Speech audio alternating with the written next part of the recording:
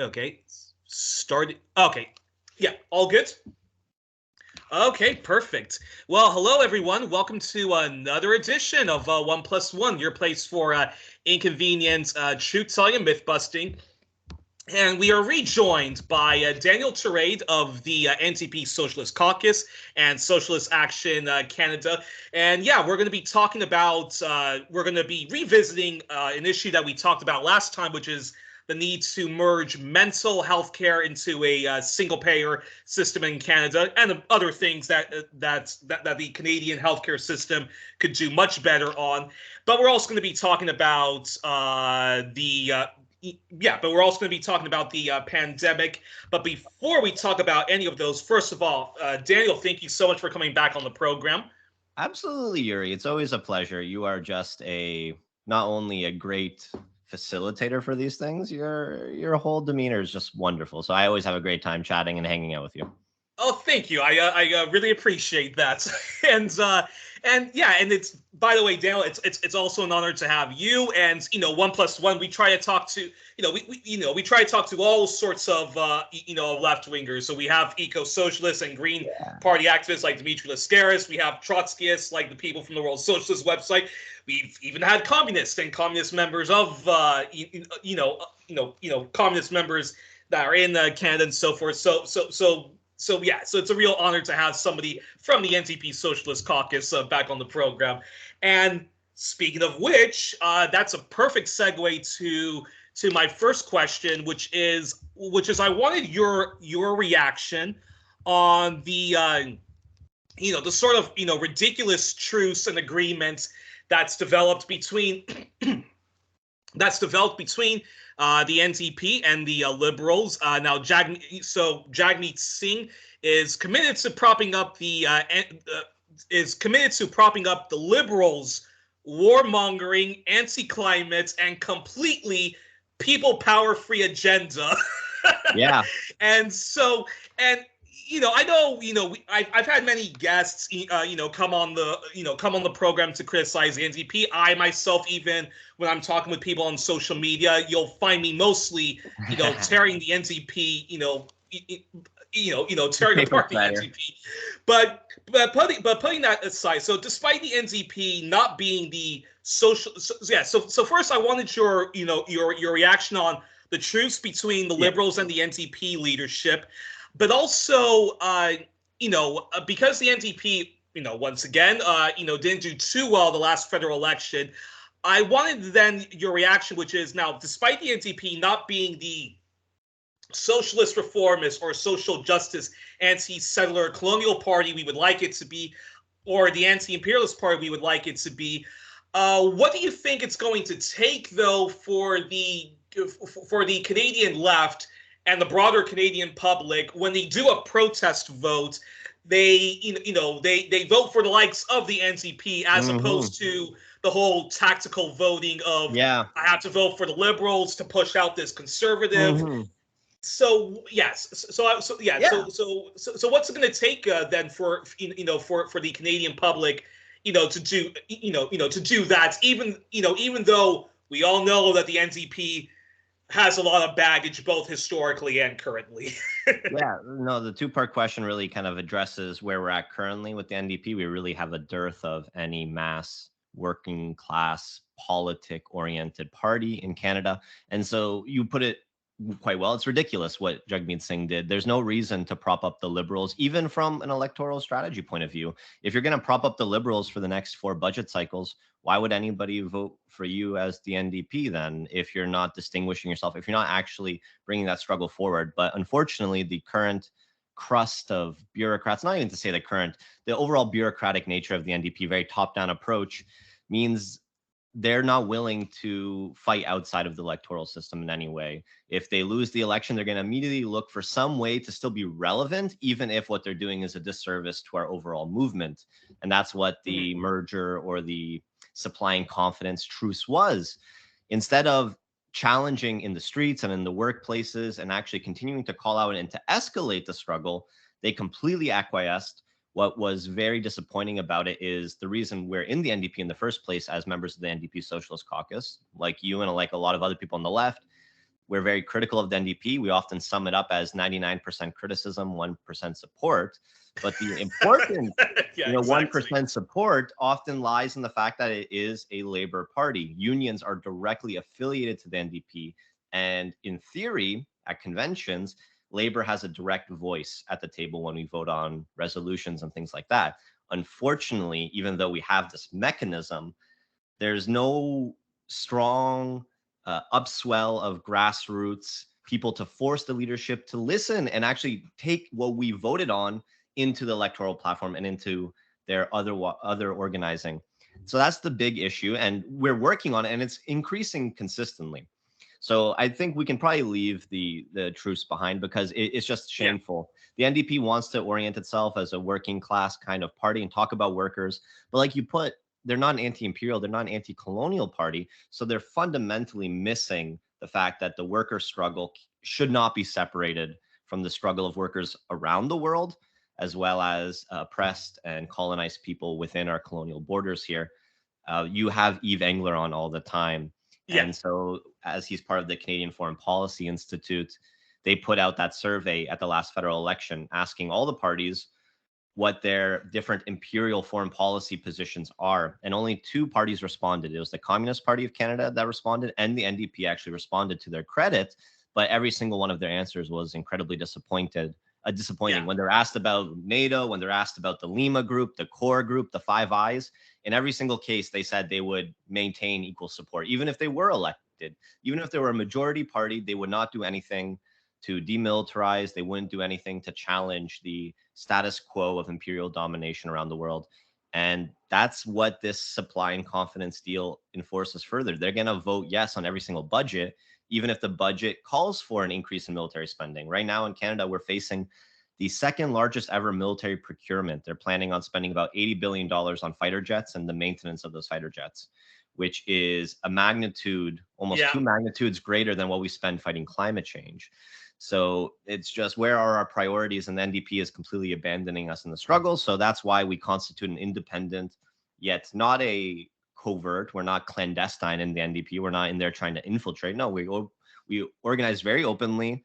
We go to the mic all the time to criticize at every point and to push them further. And we do this not only to try and push the Labour Party towards fighting for workers, but to also win and organize people in the NDP that are disillusioned. And that number is growing all the time. We are seeing so many people that are leaving the NDP, young activists who have tried at their level, at their local electoral district, they're presidents of their local EDA and their grassroots organizers, and they just keep getting stonewalled. They don't get to run their own elections for who their candidate's going to be for their electoral district. They get picked from up high, because the NDP doesn't want to stand behind anybody, let's say, that's going to be pro-Palestine. They're not gonna stand behind someone that advocates for nationalization. So the NDP has really been trying to clamp down on any internal dissent, any people that try to argue we need to go further and we need to actually fight to win what we need, rather than this really short-sighted, if we pick up a few seats, that's a victory of some sort. I don't know, what have any of the sitting NDP caucus members been able to achieve? Nothing really, right?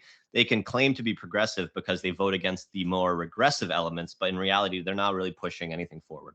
So what is it going to take? And that's even when you have, your own version of what, the squad is, in the United States. Yeah, you have the Nikki Ashton, my own criticism and of the squad side. And Matt Green. Yeah. And so they will speak out and they will bring some good points forward. And the NDP has won some victories. So again, you can see that there is a value to having a Labour Party in the presence, but they're only achieving a fraction of what they really could be. And that gets to what you're saying about the strategic voting. At the moment, they're not really offering anybody any reason to not vote strategically. And you can look at this in Ontario. So we have the provincial election coming up June 2nd. Yeah. And the NDP currently is the official opposition. So they had 4 years of being official opposition to Doug Ford. First of all, the fact that they lost the election to Doug Ford in the first place is an indictment on their strategy, because the Liberals completely collapsed. And then you had the brother of Rob Ford, a completely controversial, discredited political figure. Doug Ford himself is obviously pretty much a buffoon. He doesn't offer anything credible. He's so explicitly a spokesperson for corporate interests. But because the NDP is weak, Doug Ford can somehow try and appeal to workers, that I'm also like you. And even the buck of beer idea, if the NDP is not going to offer something genuine for workers, at least the workers can look, well, we can drink ourselves to sleep for a cheaper cost. And the NDP hasn't done anything in 4 years. They've literally squandered the last 4 years. All they've done is, brought, more and more motions to the floor to vote on. The Conservatives always vote it down. And then the NDP writes a letter about it saying, like, can't believe that they didn't vote for this. It's like, well, no, you know who they're for. So you need to take your fight to the workplace and to the streets. We've been having an increase in strike action recently, but the NDP is completely absent at the picket lines. They're completely absent in encouraging and strengthening those pushes, So what's it going to take for people to start seeing past this strategic voting fallacy? It's going to take the NDP to actually show that win or lose, it's worth fighting for us, because even if we don't win this time, we're building something beyond just who is representing you in parliament. We're trying to build something independent based on class. We're going to be the party that excludes big business and explicitly talks about what workers and oppressed people need. And we're not going to try and, appeal to even like the small businesses. Sure, like they can be part of the petty bourgeoisie. They can be part of something there, but their language is so directed to those sectors. They're trying to win over these people, when in reality, they need to be fighting in the streets and show people that they have their back and they're going to be with them through thick and thin, and that they're going to put their necks out on the line, but they're not. They're going based on opinion polls, and they're trying to reverse engineer the most electorally viable social democratic party, but they're just ignoring the fact that what Doug Ford represents and what the Liberals can try and capitalize on there is they're not different enough. And even though the Liberal Party completely collapsed last election, and they have a completely new leader who no one even knows anything about, just this anonymous person whose name I won't even mention because half the time it escapes me. But one of the biggest issues this election, for example, is going to be Bill 124. Doug Ford passed this pretty quickly. It was the wage freeze for public sector employees. They were capped at 1% max a year. Even though he did that during a pandemic. Wow. Honestly, no, it kicked in before the pandemic, but the issue is not only was it a big deal then, it kept being a bigger and bigger deal. And then the NDP never brought the same urgency to the table, especially with the inflationary crisis we're in now. What this essentially is a mandated wage cut of 5%, 6%, 7% a year. And it violates our constitutional rights to free collective bargaining. Passing a law that limits what we're allowed to bargain for is unconstitutional. So there are legal challenges going, but at some point, when you have this blatant attack on workers and the NDP isn't there advocating for strike action or any sort of escalating job action outside of the electoral system and putting their neck on the line for that, they're losing the trust of all these people. And that's why you have different unions that do endorse the Liberals or do endorse the Conservatives. And because the NDP hasn't done anything as the official opposition to really challenge this in any real way, all parties except the Conservatives have pledged to repeal Bill 124 if elected, even the Liberals, meaning we're like almost completely outflanked. And the idea of strategic voting comes into play now because, okay, if we want to get this bill removed, we can just vote for the Liberals. They have a better chance than the NDP of winning. And so until the NDP actually offers a vision that's worth fighting for, even if you lose this election cycle, people are going to constantly be lured by that siren call. Unbelievable. But that is a perfect segue then to this question now, because now before we talk about the need to merge mental health care within existing or strengthened single payer system, I did actually want to ask you about the Ontario electorate, which the media says that there's a huge chance that Doug Ford of the Progressive Conservative Party, although I really think he's just an extension. Exactly, and I really just think he's an extension of the Federal Conservative Party, especially how batshit they've gone recently. I mean, they really are appealing to the kind of Rebel Media, National Post type. I wanted you to, assess the premiership of Doug Ford and talk specifically about how he's been able to Well, actually, you already mentioned about why the NDP has been unable to unseat him. And I think the Liberals, it's also the same thing. But talk about his response to the ongoing pandemic that we see ourselves in. Yeah. The only thing protecting him on this front is virtually every other province has done an equally bad job, and the federal government has as well. But Ontario, just like other provinces during the first wave, erred somewhat on the side of caution, because as a very new pandemic, there was an existential threat at the beginning where, like, what if everything just collapses? What if our hospitals completely get overrun? So they instituted the strongest public health protections of the whole pandemic during that first wave, even though ultimately subsequent waves surpassed what happened during the first wave. But it came with a little bit more clarity as to how far you can let it go before you have to respond. The first wave, they respected a little bit more, and their response was, work at home if you can. For people that are non-essential, can't work from home. We had the CERB program, which was federal. That wasn't Ford. But you still saw who was left behind. This term of essential worker got exploited by corporate leaders to lobby government for no public health protection. So you had various sectors like meatpacking and Amazon and construction, where they had virtually no decrease in numbers. There was still no testing at the time. PPE was basically what you could supply for yourself. And so who works in these most essential, least paid, most unsafe jobs were going to be your migrant workers, your immigrants and refugees, your Black and racialized, your Indigenous populations.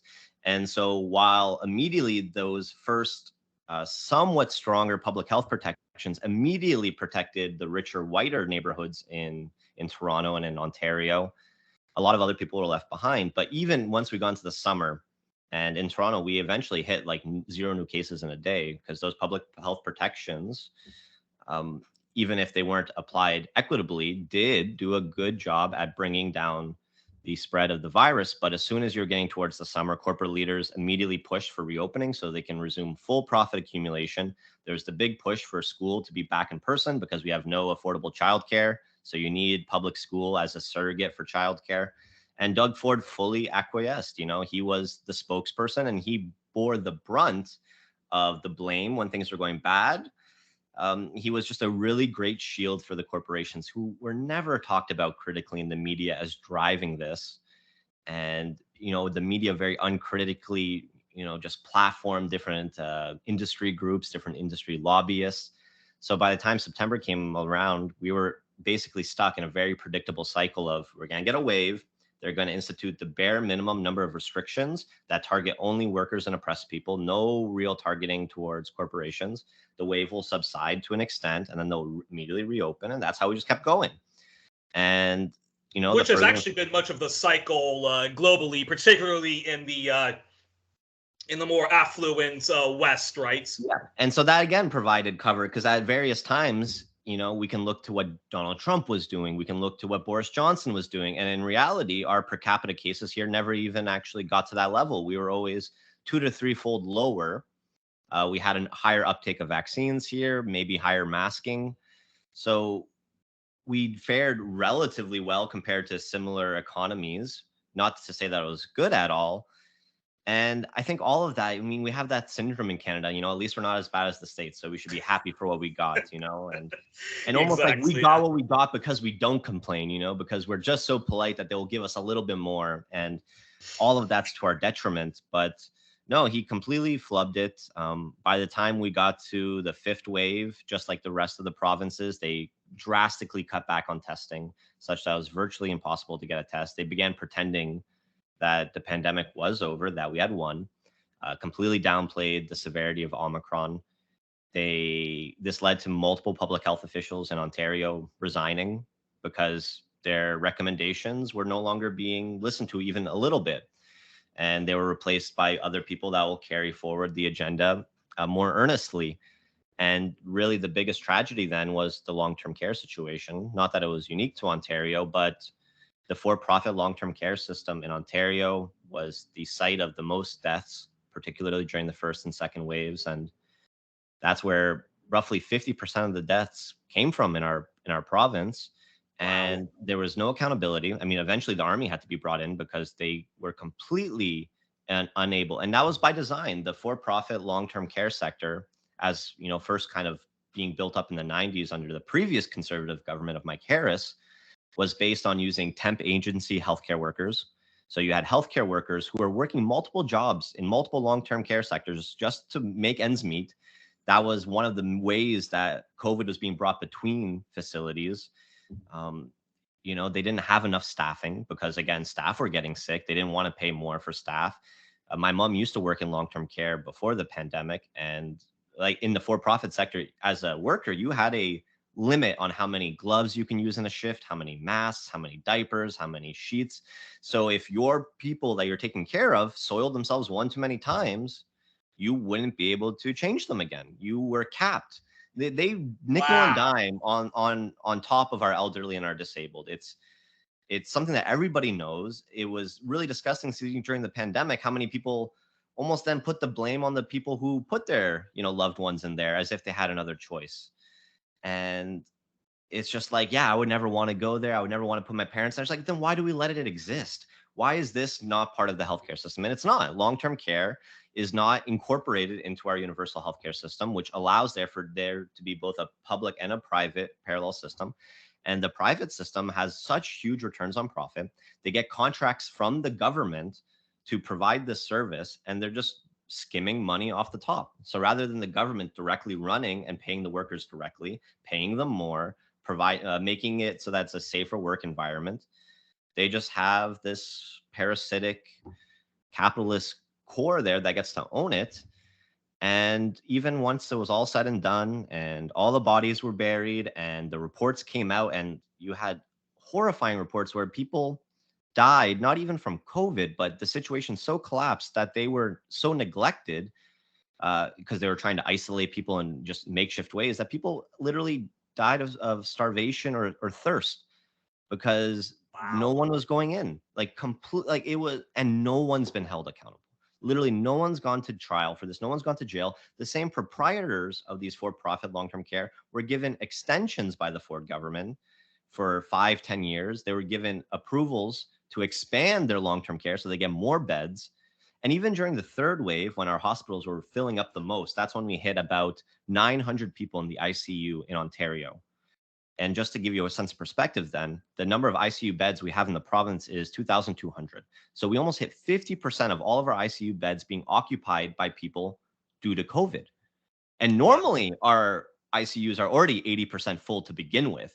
So adding an extra, it was just, we were in triage care. People were being turned away. People in long-term care were being told, there's no room in the hospital. You're just going to have to live or die where you are. They canceled surgeries. You have people with cancer who for years could not get surgery to remove their cancer. And now we're hearing the stories of the people that are dying because of that delay in care. So we entered a triage care situation. We entered a complete healthcare collapse. And during that period, even the long-term care that had the most deaths during the earlier waves got rewarded because then they were paid more by the government to open up their beds for spillover. So it was just a completely surreal reality under this neoliberal capitalism. And even though there was a lot of op-eds written about, even though there were protests and rallies, and even though the NDP could stand and say this is a tragedy, ultimately they didn't organize as if it was that tragedy. They organized as if this was, you know, some sort of public scandal where he was caught with a mistress and they're, you know, demanding he resign, rather than this government literally let 5,000 people die so that some people can make a few more $1 million. Surprise, and even when it was mentioned, very briefly in the federal election debates when Justin Trudeau called for a general election.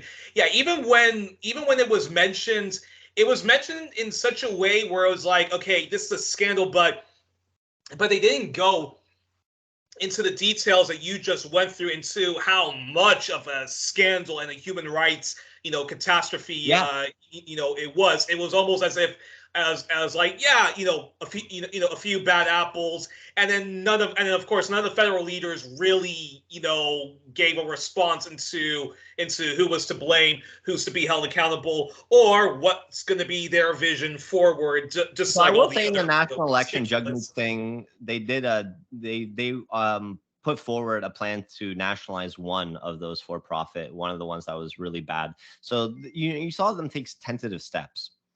But the issue is, in the context of election cycle, given how awful our governments have been, those promises aren't enough even. Like, it's one thing to run on that, and we supported them in, like, we've been advocating for nationalizing long-term care for a long time. But where's the follow-through then? When you lost that election, why weren't you organizing the workers in these long-term care? Why weren't you directly working with those temp agency workers to organize and push for better wages, safer wages, and to build it up from the beginning? And the issue is the NDP actually doesn't really care to do that work. They point to it, and they almost like appropriate the language, because they never intend to follow through. And we even see in the provinces where they do get elected, they hardly ever follow through.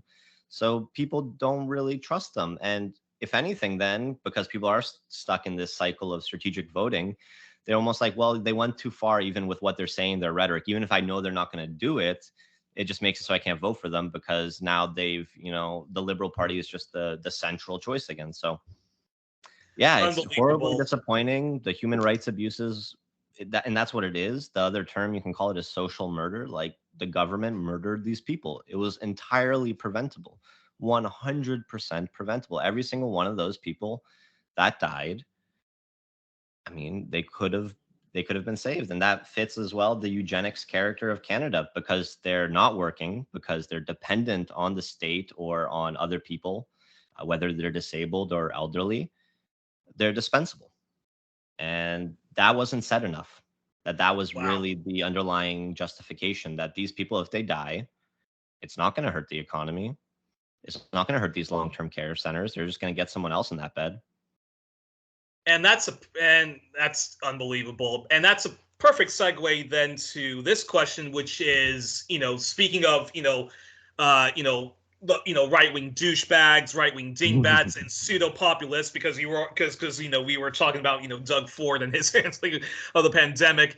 That's a perfect segue into, the Freedom Convoy, and for me, it's emphasis on dumb. And for me, listening to the podcast that you and your colleague Emily Steers have been doing for Socialist Action Canada, I completely agree with your assessment of the Freedom Convoy, the Freedom Truckers. I really do not agree with some on the left, particularly in the U.S. and so forth, who say that this was some kind of a working class left-wing populist movement. I really think it was clearly a far-right reactionary movement. And I mean, the evidence was in the pudding when we saw people waving Trump 2020 posters. The People's Party of Canada activists were there. You saw people waving Confederate flags and Make America Great Again. And of course there were a lot of rebel media types were giving very favorable coverages, and people like Maxime Bernier, including the National Post, which is considered a mainstream right-wing outlet in Canada. They were all very much cheering on the Freedom Convoy. So that being said, So that being said, and a lot of it was to protest the issue of vaccine and vaccine mandates and stuff like that. So when it comes to the issue of the coronavirus crisis and the issue of vaccine, and some on the left who say that the vaccines are not 100% safe. Okay, if that is the case, so let's flirt with the idea that the vaccines are not 100% safe, that there's a lot of conflicts of interest, that the type of regulations that was needed to regulate the vaccines weren't followed through. Okay, if that is the case, then don't we have to go back to a 6th to 7th month lockdown? But that being said, we give people a universal basic income. We bail out people, businesses that have to close down, like bars or night shops and whatnot. We compensate them. We don't let them go, under we don't let them go under. We actually compensate them until a supposedly safer vaccine, is made, because you'll take, because then you'll listen to the concerns that some people do have with the vaccine. Mm-hmm. What's your response to that? Yeah, so probably start off the top with you need a class analysis of the vaccine, because you're right. What has fueled the reactionary anti-mandate convoy is the fact that there are so many blatant contradictions in the way public health policy was enacted in this country. The thread was lost Thanksgiving 2020, really, because that's when the second wave started cresting. Things were reopening. And when it was clear that we were going to be in a situation like the first wave, rather than going back to work from home if you can. If you have to stop work because the situation is getting too dangerous, you get served. They were rolling all of that back. And they still needed to get the pandemic under control, though. Obviously, there's bad optics. And again, the more people that get sick, even if you're trying to make as much profit as possible, it's hard to make as much profit when your workers are getting sick, even if you're not forced to lock down. That's what happened during the fifth wave, and they called it absenteeism. They started blaming workers for staying home when they were sick. Yeah, during Omicron, they started talking about, the worker shortage and absenteeism and how it's ridiculous that people are staying home, when in reality, what they're talking about is people being infected with Omicron, staying home so they don't get other people sick. Even if they weren't super sick themselves, they were doing the socially responsible thing of cutting chains of transmission. And the failure wasn't of people staying home to keep other people safe. The failure was the workplaces weren't doing enough to prevent people from getting sick in the first place. But Thanksgiving 2020 was when, Trudeau and Ford went on the news and they said, we're going to have a serious situation. We need to all pull together. We all need to take risks. And that means, we should not see each other for Thanksgiving. We shouldn't see each other for Christmas. But they mentioned nothing about workplaces. And for most people, they are in more contact with people at work. If you're working at a grocery store, if you're working at a Walmart, if you're working at an Amazon distribution center, if you're working on a construction site, chances are you're interacting with and you're exposed to more people than you are at any one of your private gatherings. And the advantage of a private gathering as well is you have everybody's contact. If you can do private gatherings more easily in a responsible way, you can do them outdoors if you can. You can, at that point, we probably didn't have as many of the rapid antigen tests, but now again, you can, do your own screening ahead of time. You can do a mask. Like, there are ways that we didn't have to sacrifice Thanksgiving, but they chose to tell Canadians to sacrifice Thanksgiving, sacrifice Christmas, sacrifice your birthdays, but don't sacrifice the profit of Starbucks. Don't sacrifice the profit of Amazon, which at that point we already knew they were making record profits, actually, a lot of these places during the pandemic. And rather than them have to make slightly less profit so that they can ensure safer working conditions by, bringing back 50% capacity or lower, or doing more testing or contact tracing, they put everything on the individual, and they shamed people for wanting to spend time with their friends and families. So they went full abstinent only approach. And that's what fueled the reactionary movement, because at a certain point, they were doing things like, oh, you can't see your grandmother or your parents, but you still need to go work with, hundreds of other people just so you can make rent, just to survive. And they started firing people who were unvaccinated, who were driving trucks by themselves. But then they also made it that if you're a healthcare worker, tested positive for Omicron, but were asymptomatic, you would still go to work, because they had so many people getting sick and they couldn't spare. Oh, wow. So you had these huge conflicts. Like, how is it safer for a nurse to go into work while asymptomatic but positive versus someone who's driving a long haul truck entirely by themselves and they're not vaccinated? And it's true. Like, all of a sudden, you can see that all the decisions were being made to benefit one particular class.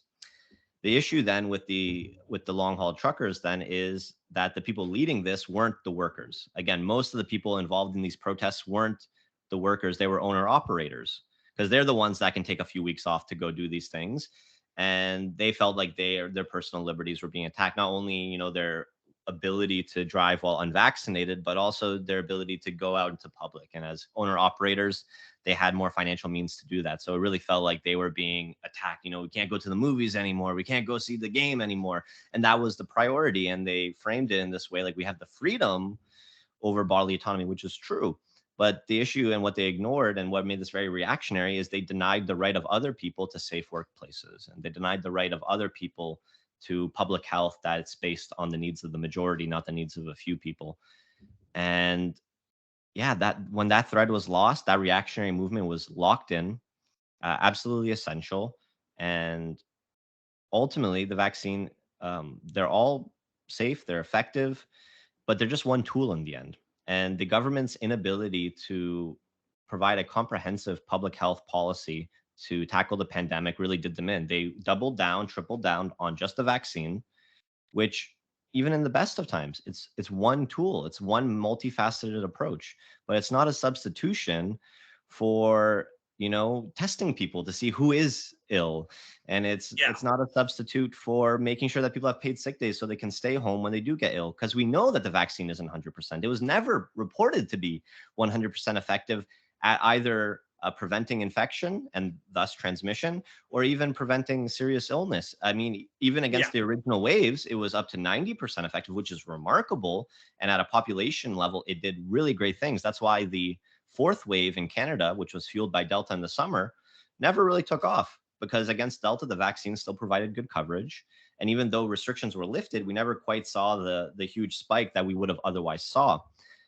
But even if we had no vaccine, we could have stopped this. We absolutely could have. And it doesn't have to have taken a 7-month lockdown. You listened to that podcast episode on the Red Review, but we talked about China. And so, again, our position in Socialist Action isn't one of uncritical support for China. We provide critical support for China, especially against American and Canadian, intervention and imperialism and the stoking of this new Cold War. We're against that. But China, as a state capitalist entity, where the majority of, especially the key industries, owned and operated by the bureaucratic Communist Party there, they were able to have a longer term vision than what we had in Canada and America, where it was more individual corporations and sectors that were pushing this. China was the epicenter. Like Wuhan, they did the big lockdown, they brought it under control. And as soon as they brought that first wave under control, they had no major outbreaks for over a year and a half. And in the end, the people in China, if you were just a random person in China versus a random person in Canada, you spent more time under some level of public health restrictions and lockdowns and capacity restrictions in Canada than in China. Because what they did there is basically widespread testing, widespread contact tracing, basically universal masking. And as soon as people were found to be infected, they were sent home. They were isolated. Their needs were provided for them. You would get food at your door. If there was a local cluster in a neighborhood, they would just lock down at the neighborhood level for a few weeks, and then it would be done. And then they would lift it. So most people probably spent a total of 2 weeks, 3 weeks under these types of local lockdowns. And then only when Omicron and other viruses got into the country, you're starting to see some of the bigger ones now. But even then, they're able to keep cases magnitudes and magnitudes lower than what we've done here in the West, because they knew that we can sacrifice a few weeks of maximum productivity if that means that we're going to have maximum productivity in a couple of weeks from now or in a couple of months from now. That's why they're the only major economy to grow in 2020. So not only was their approach efficient at the public health level, at least more than ours, they saved way more people than we did. They have fewer COVID deaths in China than we do in Canada, despite the fact that their population is how many times bigger? Is it 10 times, 50, 20, 50 times bigger? I don't know. It's big. Canada's not that big. They had fewer deaths. But not only that, they were able to keep production going at higher levels because their workers weren't getting sick. So we could have done the same thing here. We could have a system instituted tomorrow where every person going into work does, the 10-minute rapid test. If it tests positive, you get sent home with pay until you're healed, until you recover. And that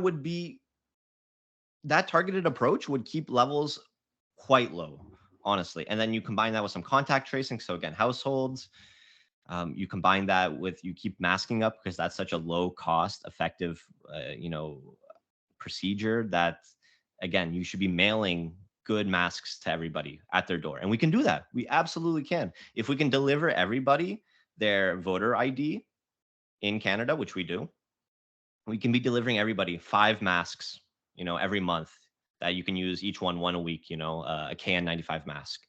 And then you remove that barrier. And same thing with vaccines. We could be doing that door to door. So to remove the barriers for people, there's so many things we could be able to do and we know more about the virus now, how it spreads, what's high risk, what's low risk, that we really could have transformed our society where we could still live good lives. We could still thrive while managing this pandemic. And And actually, at the maybe I very can. and at the very least, I think even under the various center right to far right governments that a lot of us are under, in the West and our client states, I was, at the very least, even if the powers to be didn't do any of the stuff that we're advocating right now, at the very least, we should have had, a very strong left that at least advocated that. And yet, I find it quite, strange how there really are some on the left who have a sort of COVID, minimalist thinking, that this pandemic, that COVID is, just like the flu. Or then you had others who were very much just very much denialists about the whole about the whole thing, which is why, in the beginning, I remember interviewing Margaret Kimberly, and I had a very, sort of confused way of, of thinking about COVID, because there were a lot of left-leaning outlets that were kind of, playing footsie with COVID, minimalist and COVID denialism.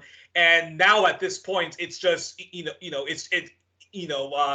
talking with somebody from Lebanon and talking with another person from Venezuela, like they were saying to me that, like, we're not getting like any of that anti, vax No. stuff. And if we are getting a little bit of it, it's mostly coming from the right, and it's mostly, stuff that's being exported from the West. Mm-hmm.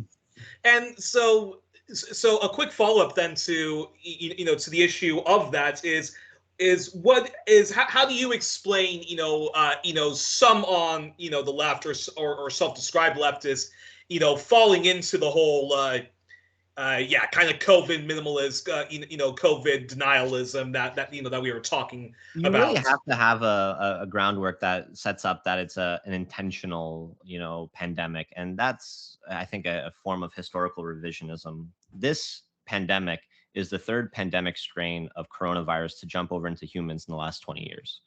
So if this is an intentional, sickening of the population to, force people to bend their knee to some nefarious government and wear a mask, a couple of observations. First of all, why didn't they do it with the other ones? How do you explain SARS and MERS? Were those natural, but this is the artificial one that was introduced?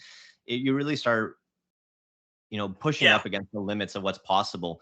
If this was meant to cause a mass die-off, they did a bad job. They could have made a deadlier virus if that was the point, So from that perspective, I really don't see any possible kind of reasoning for that. But even if you accept that this is a natural virus, but that the government shouldn't be, having this control over people, then you're really not, in my opinion, on the left. You're leaning more towards this libertarian.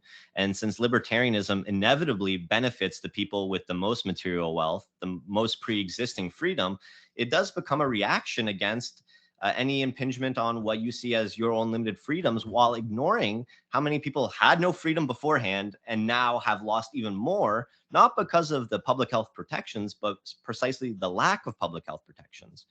To really get around this, as someone on the left, you have to really center class and oppression in your COVID analysis.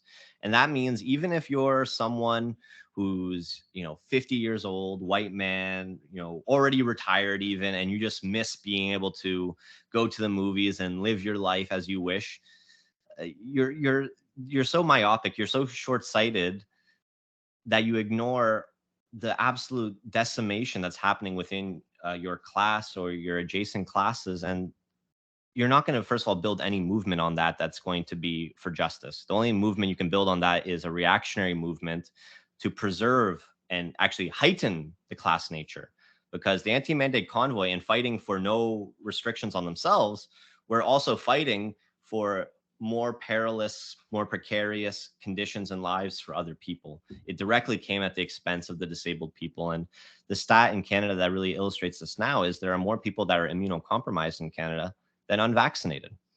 So the anti-mandate convoy, part of it is in this libertarian mindset is, it's individual choice. You get vaccinated, fine. You get vaccinated, your choice, whether or not they think you're going to die one day because it's a big conspiracy, or just, they don't want to be forced to do it.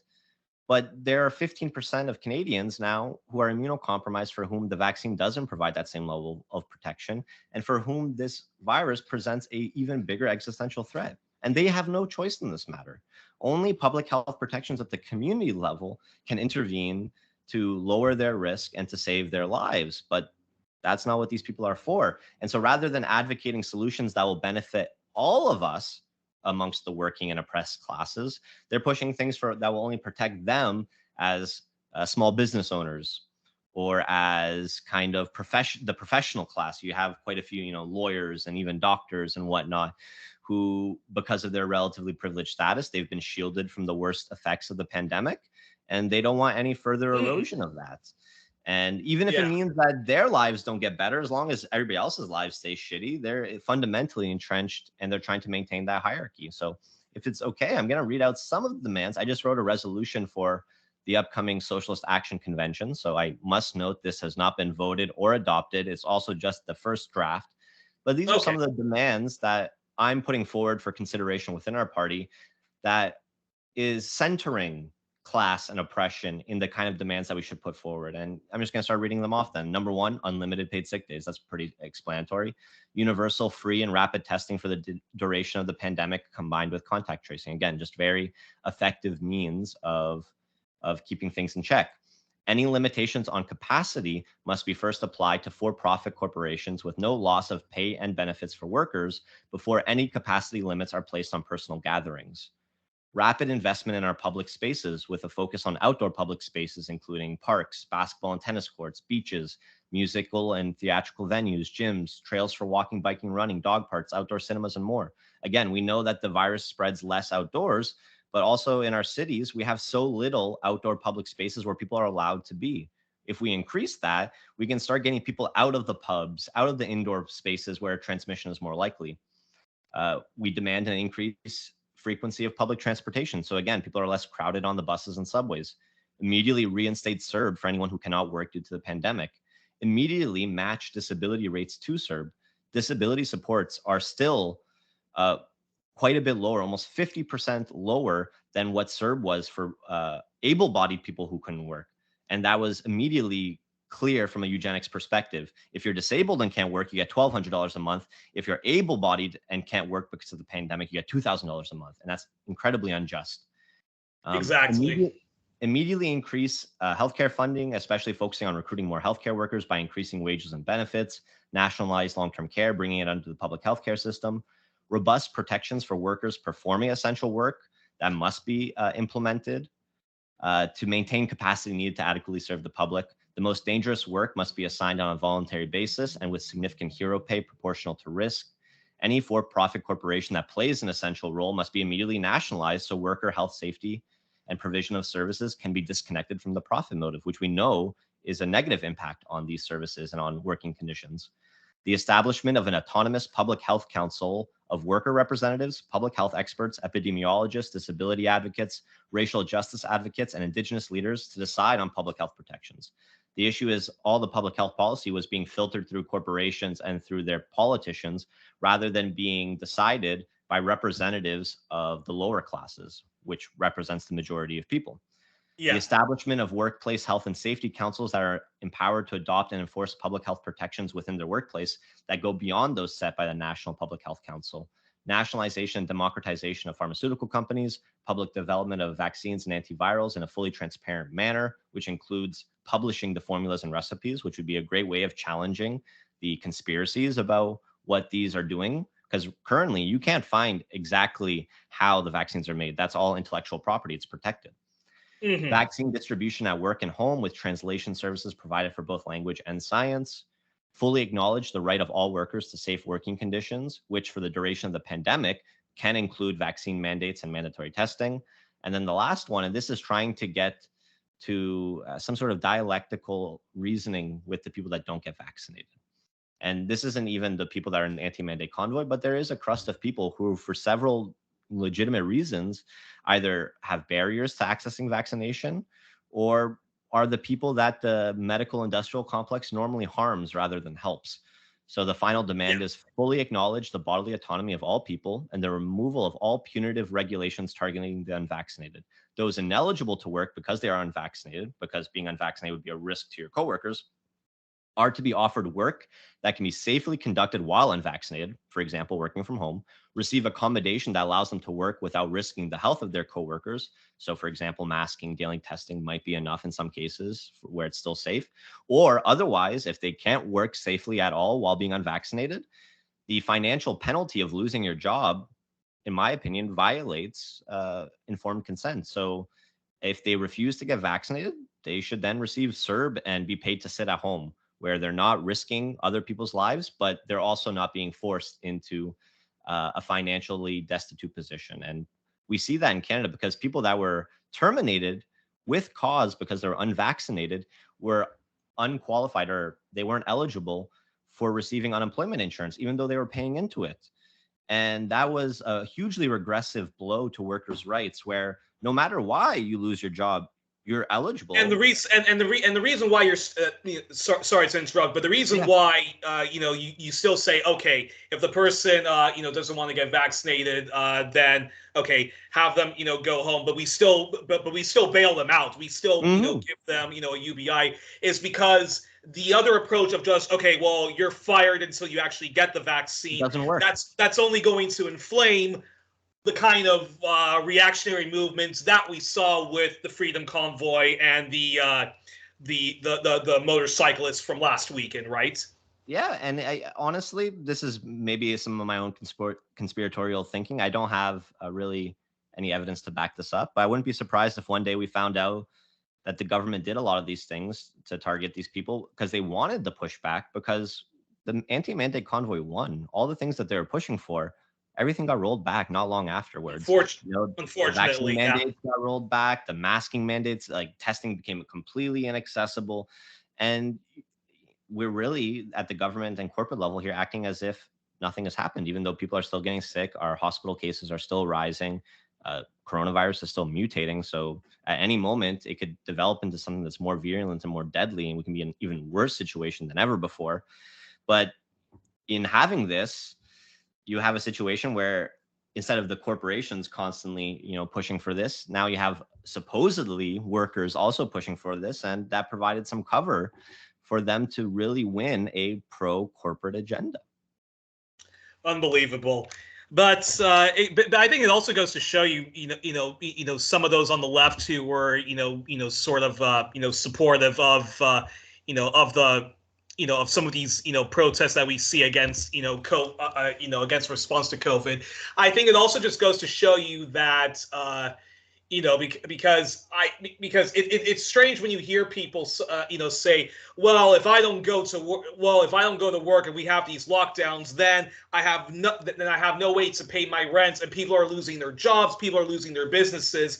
To which I would say, well, but if you get sick from COVID, especially in the United States where there is no single payer healthcare system, there's not even a public option system. For me, it's like, well, the problem is that we live in a society where it's always about the profit motive. It's always about, endless work and stuff like that. So if we got rid of if we got rid of the profit motive and actually responded to COVID as we should respond to anything, as socialists should, I think that's probably why there is a little bit of a rift going on the left with some who are against lockdowns, and of course and of course you and I will probably be called the lockdown left and all that stuff, right? And again, that's I'm not for lockdowns. Like, no one likes lockdowns, but when you start with the fundamental reality that the pandemic exists, you need to work from there. You can't ignore it. You can't ignore what it's going to do to people. You can't ignore the fact that in the past, our ICUs filled up 50% with just people due to COVID. That's unprecedented. Like, to have such, and there were months when things got bad where COVID was the leading cause. It was killing more people than cancer or heart disease.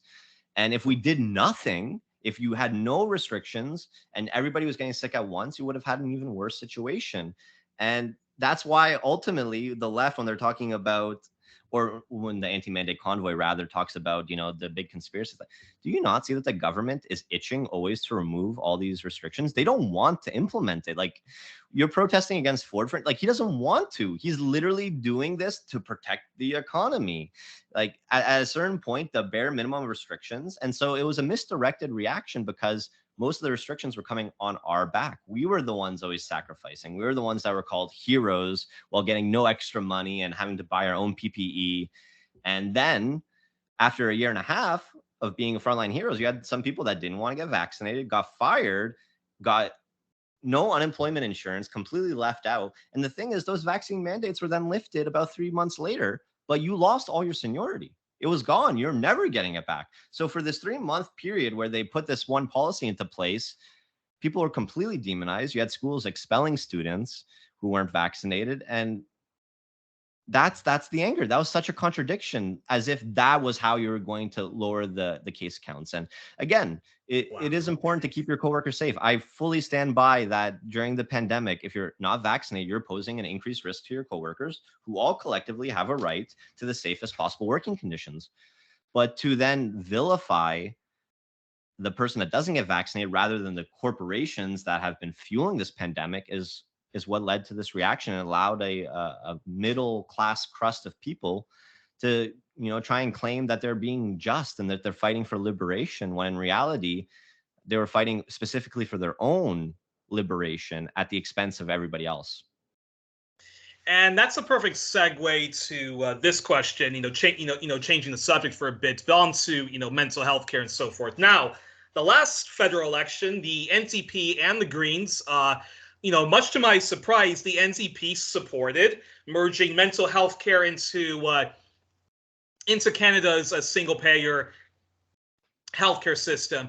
Now, do you think this will continue to be advocated in future federal and provincial campaigns of the NDP, like pharmacare, raising the minimum wage, and lip services to climate change and fighting for Indigenous rights, or is it going to be a one-time offer, and the NDP is going to say, oh, we were promising too many goodies to the working class, and now we have to be much more restrictive in what we campaign on? It's hard to predict, because we'll have to see how the leadership shakes up in the future. I mean, Jagmeet Singh he's gone through a number of elections and he hasn't really moved forward, and Andrea Horwath is not going to win this one, and she's going to be out for the same reason. So it depends on what the internal struggle of the party is after that. Is it going to be the shift to the right, like we're seeing in the UK Labour Party, where Jeremy Corbyn was pushed out and then they went far to the right, and we saw them backtrack on a lot of policies. Now they're attacking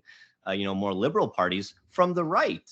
And so it's hard to say. If you get another Tom Mulcair, then you might have that scrapped. But in reality, it would be a dumb choice, even electorally, because the mental health crisis is not going away. It's only going to increase. It's going to continue to increase as people are more financially precarious. I mean, it's linked. The issue is that the NDP doesn't have a really great material analysis behind the mental health crisis. And if they did, they would push for more than just providing the services. In reality, just providing the services without naming what's driving the mental health crisis it's short-sighted, and it's ignoring the fact that, yes, people should have access to services, but also no one should be feeling so anxious that they can't function. No one should be feeling so depressed that they can't get out of bed. That's a direct failure of the ruling class to literally offer any sense of security to people. And it's real, because we have all these crises mounting and currently pressing down on us. So they should not only push for that, they need to also start pushing for all the things that will positively impact the mental health crisis, which means, housing guarantees, advocating for housing as a right, where every person has guaranteed accommodation. And that's going to immediately make a huge impact, because what are the biggest stresses in some people's lives right now? Will I be able to keep rent? Will I be able to keep up with my mortgage as rates go up? Am I going to be foreclosed on? People pretend like anxiety and depression and suicide come out of nowhere, but there's always something behind it. And not to say that there isn't at some level a genetic predisposition. Some people might be genetically predisposed to having worse or better anxiety related to some issues, but ultimately it's in response to something. it's a body adaptation. You know, under stress, your body starts releasing adrenaline so that you can survive in a fight or flight scenario. And the reality is, for a lot of people living in this country, just day-to-day life is a fight or flight scenario. When your housing isn't guaranteed, when food is getting more expensive, when you can't afford to drive, and cities are based entirely around cars, and you know that the climate catastrophe is coming, and it seems like no one's acknowledging it, and you're in a dead-end job and you really see no way forward. Yeah, life is just fight or flight, and anxiety leads to depression because anxiety is exhausting. Fight or flight is exhausting. You're meant to fight or fly until you can get somewhere safe to recover. But when you're into this chronic anxiety, that leads to depression and burnout. And again, they can talk about medications, they can talk about therapy, and all these things are fine, you know, for people, whatever works for you. I'm currently in my fifth round of therapy. But sort of what you're saying is while, you know, of course, as socialists, we advocate for a mental health care system merging with a single payer system. But I think, but what you're sort of going at is that even if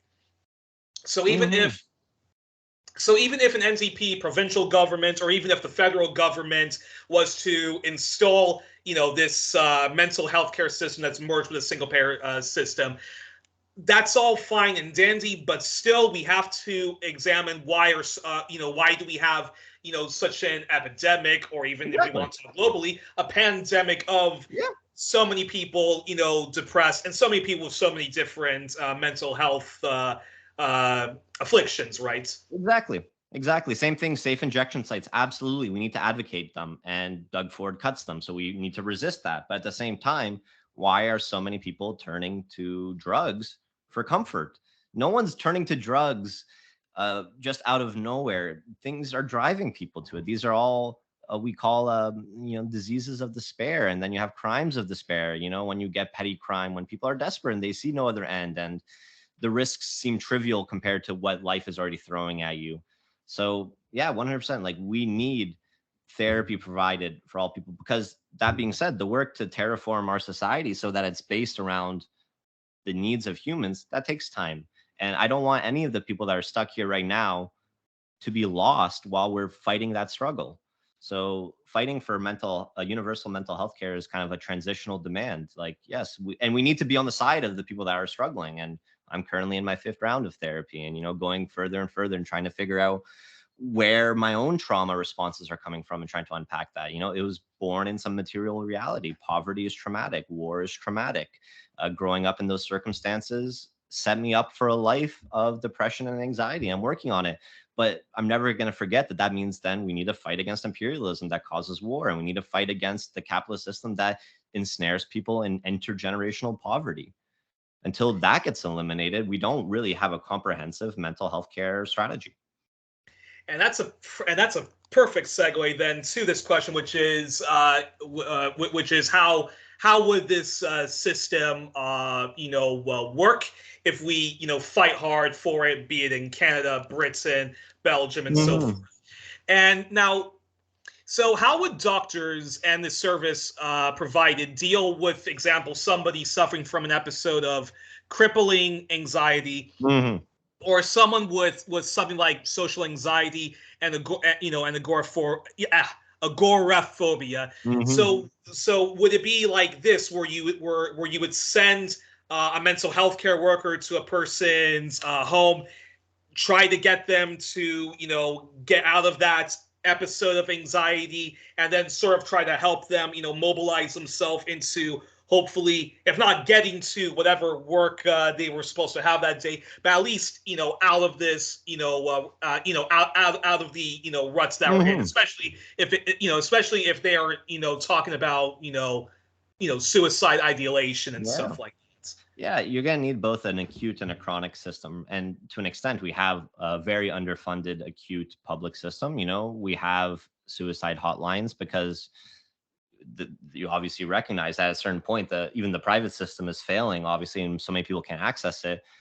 So really, the public system is based around like the worst case scenarios. And even then, it's horrible. Like in Ontario, one of the stats I read from the 2000s, I don't exactly remember how long ago, but for the number of people that were hospitalized due to a suicide attempt or suicidal ideation, half of them hadn't even had a follow-up appointment with a psychiatrist or a psychologist or therapist for like up to 6 months afterwards, because the publicly funded, we do have a small number of OHIP covered or healthcare covered mental health services, but it can't meet the demand. So most people are either left alone trying to find self-help books or just suffer in silence, or if they can afford to go through the private system, then that's what they go through. And so what we would need is, again, embed mental health care at the family health practice level. That would be one thing. So you go to see your family health doctor, and if that's what you're bringing there should be therapists on site that can do those kind of intake interviews, get to know you a bit, and start recommending and referring you. And in a well-funded system where there isn't a private parallel system, you would take all those people. We have enough mental health providers in this province. We do.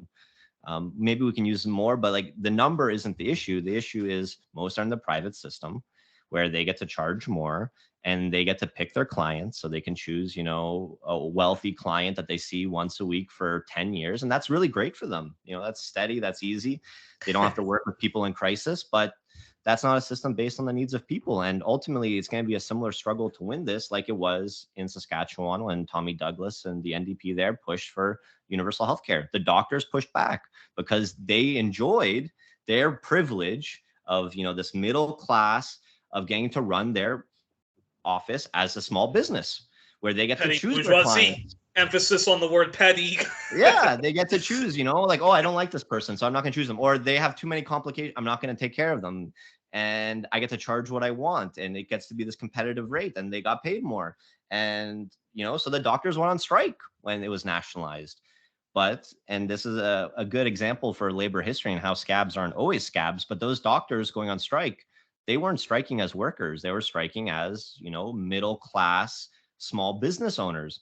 And so Tommy Douglas, the NDP, they brought in other doctors from other provinces, even from the UK, who were sympathetic to the idea of a single payer health system. And so they undermined this doctor embargo and they broke it. And, the system has been like cherished by the public here ever since, especially when it was instituted at a national level, where no matter of your income, I mean, there are obviously still so many barriers, but in theory, you have a family doctor, you can go see specialists and be referred to them. And we need to do the same thing with mental health care, where all those people, all those properties are brought into the public health system. They'll be paid directly by the government, a salary that's fair, and they will be put to work for the needs of the public rather than their own short-sighted business ideas. And of course, no, go ahead. Go ahead. I was just going to say that in terms of, these different scenarios. So that's how you start integrating it. You're going to have those emergency services. And again, this is going to be accomplished partially as well by defunding the police and pushing those emergency services. Because again, police do so many of the health and wellness checks here. They do so many of the child welfare checks and domestic violence calls that are better handled by social workers and other people that are trained in that. And so that's how you get the acute side. And then the chronic side, you embed it in the family care, you embed it in the community centers, you can even embed it in the churches. And you have a really well-funded system of referrals, and you can get people a therapist that they can feel comfortable. Like, I can see this person as much as I need. If I decide I need to go down the psychiatric drug route, it will be 100% covered because we have universal pharmacare. Exactly. I was just about to say that that those of us who do need to be medicated for whatever reason, whatever chronic depression, anxiety, or chronic procrastination, because I know I have some friends who are chronic procrastinators, or friends who literally are afraid of the moment they apply for a job and they do get the job, they then get cold feet and then they feel guilty about it. So then they're back into that vicious cycle. Well, if somebody does need intense therapy and medication for that, they won't have to worry about paying out of pocket, because that's where the whole universal pharmacare program would come in, right? And that's stressful too. Like, so I've been on antidepressants now since before the pandemic, and I started ADHD meds for the first time since January. And the ADHD meds aren't covered at all under the system here. As a contract lecturer, I get no benefits. And so, and is that because it's considered more of a mental thing as opposed to, They have the new version. So again, in the for-profit, these are patented still. You have like the more generic Adderall and things like that. They can get cheaper. This is a newer generation one that is better tolerated, and I went with that one. But since it's still under patent, there's no generic. It's $200 a month, and that's a chunk of money, and that actually has me at this point debating: are the benefits worth it? Actually, and that's not what anybody should be thinking about when it comes to their medical decisions. It shouldn't be, is this financially worth it? Is the struggle I go through without the drugs worth having to pay $200 a month to access the drugs? And so many people do sacrifice their mental health because of the fact Absolutely. that seeing a psychologist, seeing a psychiatrist, or the medication for it, it is out of their own pocket, more or less. Yeah, Absolutely. And that's what you see in the States in even more egregious forms, where people are like, I don't know if this is worth getting stitches at the hospital for. I'm just going to super glue it myself, So people come to these things, and you can see people help each other. You can see community supports grow around it, which is, I think, proof that, again, humans at their fundamental are there to help each other to the best of our ability. It's just our system has so deprived most of us of the resources to even help ourselves, because the owners of all these tools, we're not the owners. Even though we know how to use the tools, even though we made the tools, we don't own the tools. They're held from us and they're sold to us at exorbitant prices. The people selling these drugs are essentially scalpers. They bought out the whole supply of drugs and they're selling it on the black market. May as well be, right? How else do you explain getting a month's supply of drugs for $200 when it costs a few dollars to make that? Unbelievable. But how would hospital workers, junior doctors, and even psychologists and mental health care workers fare under this system? Would there be a special division for them, so that if they experience occupational burnout and stuff like that, they would also be taken care of? Because I know. Because I know in the NHS, which unfortunately is more or less privatized now in Britain, you have apparently there's a humongous rate of junior doctors and hospital workers that are overworked, underpaid, and many of them actually take their own and many of them sadly take their own lives. So how would this mental health care system merge with a single payer system? How would that how would the system cope with our wonderful doctors, who sometimes also are not Superman, also experience the very things that students experience, and even other sorts of workers, the working. It's an important question, and I think it's a good example that capitalism does create its own gravediggers. The middle class is supposed to be the protection for the corporations. These are the people that are supposed to vocally defend the system, because they are also gaining something from it. When you're the doctor who gets to work pretty cushy hours and you're getting, 6 figures a year and you're treated like a hero, you're idolized, you get the doctor title. You're supposed to be that layer of 5 to 10% of the people that can fully prop up the system, through your donations to electoral parties and through all these things and the influence you wield. But you're seeing that in the chronic push to privatize, to cut costs, that even the young people trying to enter these professions are being very exploited. And it's the same thing in academia, where I came from, where 20, 30 years ago, if I went through the same route, I would basically be easily on the track to become a tenured professor, where I would have guaranteed job security for life, 6-figure salary, creative, freedom to work how I want. Really, what I would want to advocate for every single worker to have that right, to be able to be paid well for your work, to have job security, and to have some say in the work you do, obviously. So you're not fully at the dictates of a boss. No one wants to be fully alienated from decisions in their workplace. They want to be able to also contribute at the level of decision making. But the young scientists, the young lawyers, the young doctors are often heavily in debt, because even in the past they had to pay a lot to go to school, but immediately you're getting that return. Immediately you're getting that pay. But with how housing prices are exploding here, I mean, it's hard. And especially until you get to that final stage where you are the doctor and you are the tenured professor, they really exploit you as the student or as the worker in training, where as a resident, let's say as a medical student, you're on call for, you know, up to 24 hours a day, and you're not getting paid a lot for your work, actually. And same thing with the scientists. You know, if you're a postdoctoral fellow, you already have a PhD, you're running your own research programs, but you're not yet that professor. You can be getting paid something approximately, you know, around even sometimes below what living wage is in the city, despite the fact that you're a doctor, you know. And so these are the crust of people that are like, wow, the system's not working for me. It's not working for anybody else. You've went through school, you're seeing patients, let's say, as a resident, and they're even worse off than you. So it's like, okay, if the system's not working for me, the system's not working for you, who is it working for? And that inevitably leads people to these more radical conclusions. That's, you know, Che Guevara was a doctor, you know, but in very poor South America, and that's what he saw. And people here are starting to see things more like he did than doctors in previous generations here. And you're right, because the system, though, is still so competitive. There are a lot of people that want to be doctors because it is a relatively privileged job.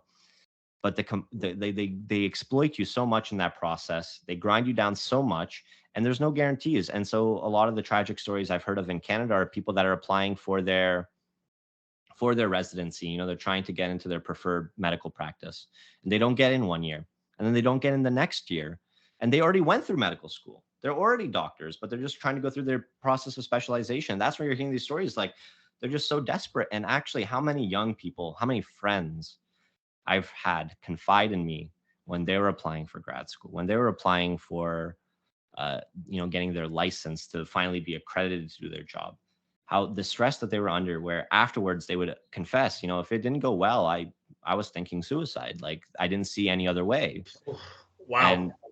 And it's, yeah, it's like, for people, this literally represents, like, this is the chance to maybe live a decent life or not.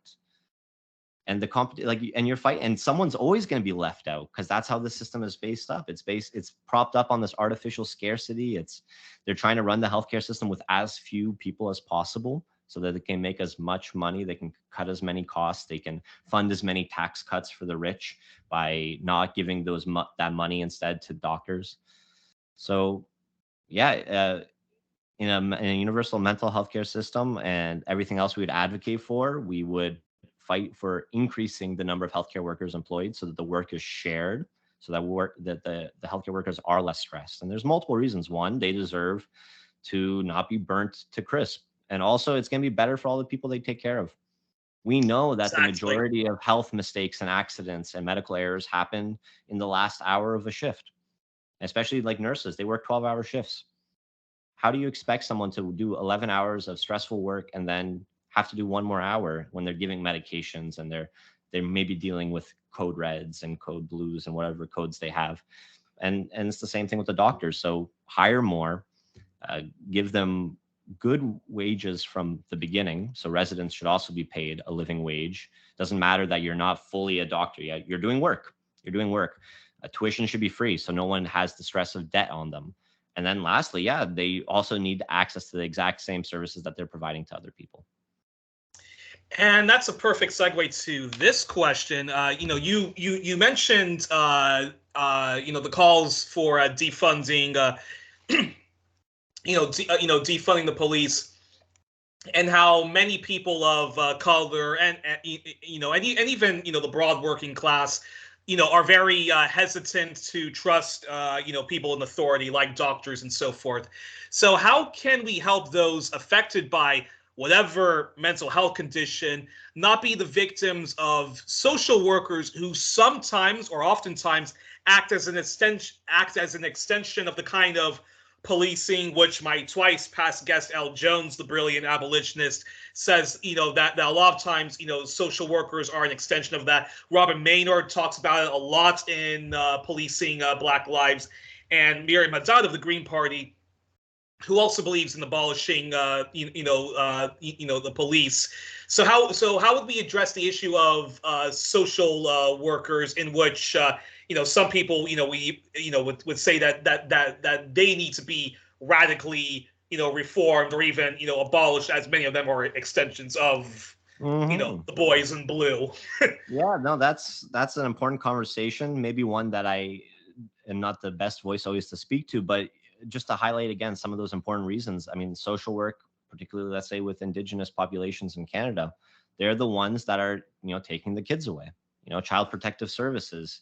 And so that's an extension of the 60s scoop and essentially this act of genocide, of fragmenting these families.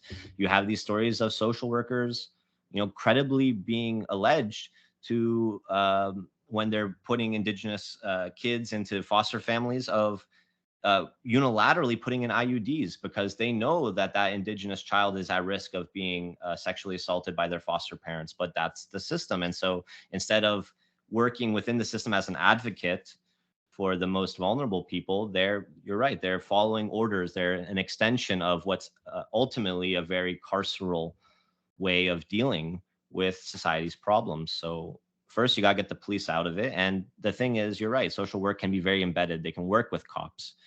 And so at times the call for abolition, as if I understand it correctly, is anybody that works with cops, anybody that's embedded in that system. You can't be in that system and do good work for people.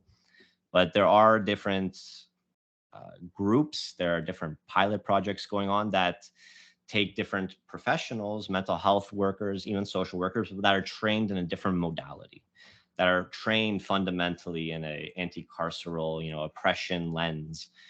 And these people can do that work. So I don't think, and again, maybe I'm somewhat ignorant, and if there are other people that disagree, that's totally fine. I'm willing to learn more about this, but I don't know if social work, or at least social work adjacent, is inherently that thing. And actually, that's how we talk about the police too. It's not that the idea of having some sort of thing you can call in emergencies for help, but the issue is embedded in the capitalist system. They're there to serve the dictates of the rulers of the capital class. So they're the ones that are enforcing the laws written by the representatives of the bourgeoisie. So they're enforcing property laws and property rights above all else. They're there to break picket lines, and they're there to break strikes, and they're there to invade Indigenous land to force through pipelines that weren't consented to. So it's about who they're accountable to, who are they held accountable to. Right now, the police are only held accountable to themselves. They're not held accountable to us. And that goes with anybody that works with the police. So you need to fundamentally reorient who's in charge of these systems. And people like L. Jones and some of these other people you mentioned, Maynard, those are some of the people that I would want to be involved in putting that vision forward for how it could be transformed and how it could be actually held accountable to us. And interesting enough, there actually is an organization. I've been trying to get them on the program without much luck, but there is an organization called Doctors for Defunding the Police, and I really want to get them on the program to talk with them about it. Yeah, but hopefully, I love them. Hopefully they accept an invitation first to Socialist Action Canada's next webcam. No, I follow them on Twitter, and that's, again, you're seeing that, and they're younger doctors for the most part. They're the ones that, the pedagogy is changing slowly in medical school, where they're addressing more of the intersection with society, and they're teaching more the social determinants of health, and those are deeply radicalizing conversations to have, and they're seeing it firsthand, and especially the ones that are working in poorer neighborhoods or in racialized neighborhoods or in Indigenous communities. They're seeing firsthand how underfunded, broken, and the priorities of the system are misdirected, and so they're starting to see, we need to do big pushes. And just before we end the program with the questionnaire, I have to ask, going back to the very thorny, prickly subject of COVID and what should be the left's response. You were recently in Cuba, so pitch to pitch to those on the left how what we could learn from Cuba, which is a Marxist Leninist system, what we could learn from their response to COVID, and why why us in the affluent West should be should learn from their response of COVID. There's a lot to learn. So we already talked a bit about China and how even as a more bureaucratic kind of state capitalist society, they already had a longer term vision. But you can also see over in China that it swings maybe a little bit too much to the bureaucracy. You can see that the conditions exactly under which they're instituting some lockdowns now might be excessive. And again, there's very little reporting on the ground, and I'm not there, so it's hard to fully pass that judgment.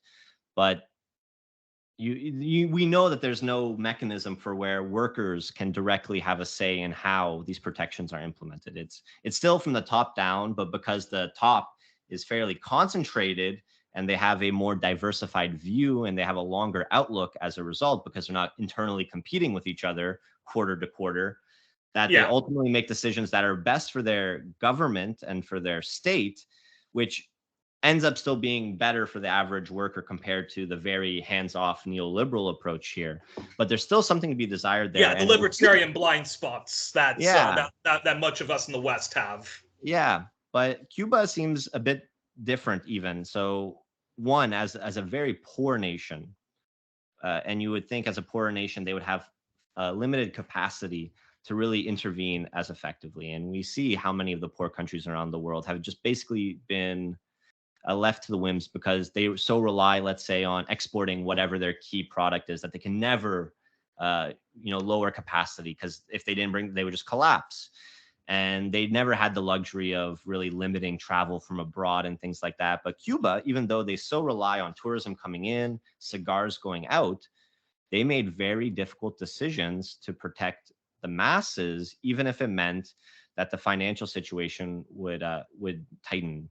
And that's an interesting decision, and that's something that even China was maybe not as willing to do. So the cigar factories where they're limiting capacity so that the production's going lower, so that the workers can be more spaced out, and they blocked tourists from coming in for about 6 months, even though they depend so much on that. But as a result, if you look at their case counts, I mean, they've done a really fantastic job, especially compared to here. Right now, everything's open in Cuba.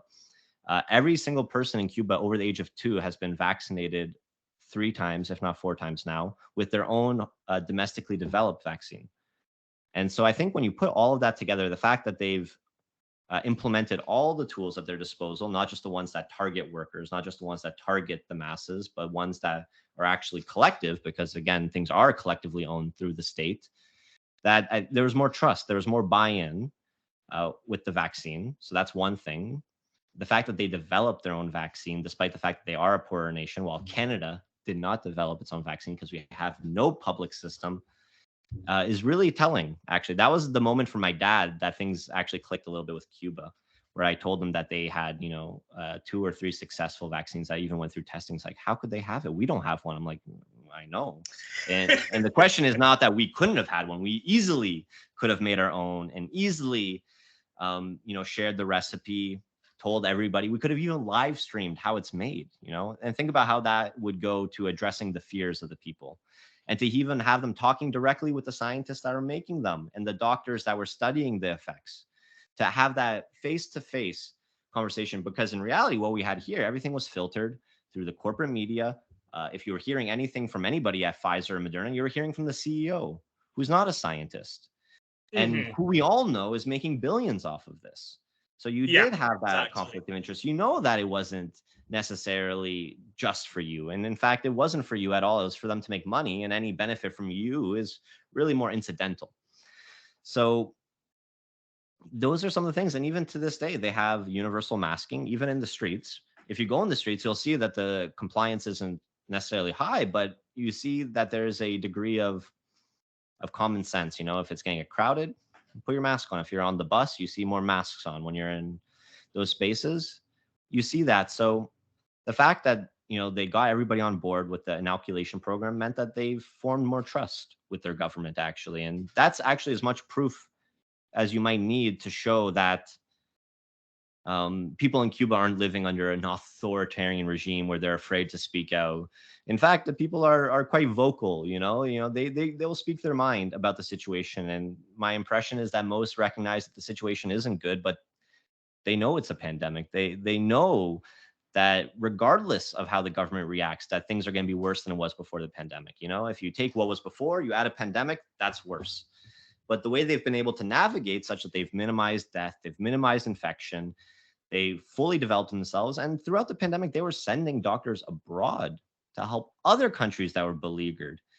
And I think that ultimately probably served as a point of national pride, the way they pulled through it. And it meant that they generally saw the responses as being for the benefit of everybody. And so the lesson for Canada, not that any of our politicians here are going to take this lesson because they're very intentionally not doing it. They're not they're not making mistakes. They're intentionally doing things and they got what they wanted out of it. But you need to be more transparent, and you need to make the decisions that are going to always be the best for the masses rather than, a select few interests. And if you do that, you're going to get the buy-in. We all bought in at the beginning here almost, right, during the first wave, especially when it seemed like we were doing the steps, even if they were drastic, but we're doing drastic steps to help people. We're giving people $2,000 to stay at home. And it's like, okay.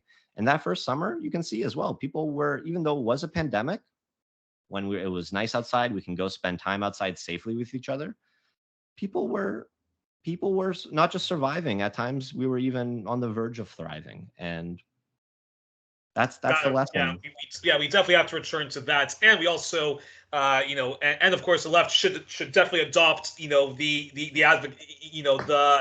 the COVID response which you laid out earlier during the program. Mm-hmm. Now, we're going to have to end it here, but before we end it, before we let Daniel enjoy the rest of his weekend, we usually end the program now with the questionnaire, which was done by Marcel Proust, later perfected by Bernard Pivot, and then later my hero, James Lipton, the late James Lipton of Inside the Actors Studio.